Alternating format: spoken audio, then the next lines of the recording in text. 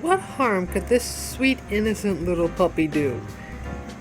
Well, trust me when I say this little guy can be quite the handful. Find out what I mean in this week's episode of Duke's Story. Duke was around 10 weeks old. I thought it was a good idea to train him for leash walking.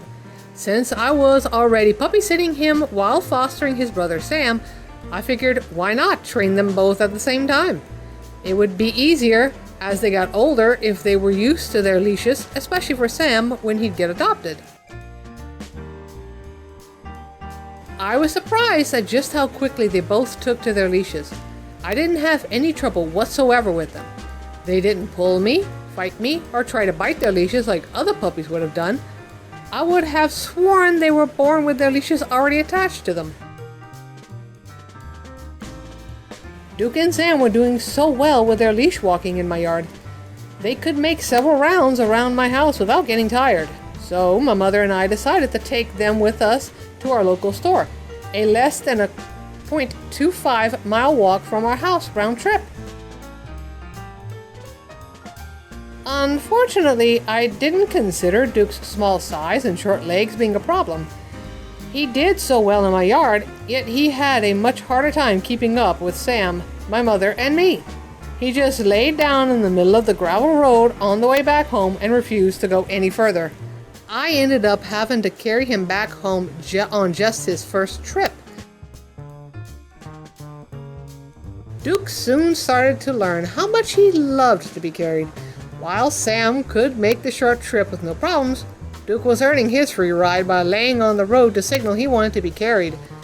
Duke was soon being carried to and from the store, smiling the entire time. I guess he figured out why walk when he can be carried.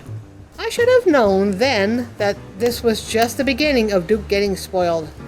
He has always managed to get his way no matter what. It just goes to show how Duke was royalty from birth. My pampered little man with his mom wrapped around his little paw. I bet you didn't see that story coming. I told you he could be quite the handful sometimes. He hasn't done that in a very long time, but believe me when I say that He doesn't walk to the store anymore with my mother and me. I guess it's a good thing because I sure can't carry him back and forth like I used to when he was just a puppy. He's a big boy now. It's high time he starts walking on his own.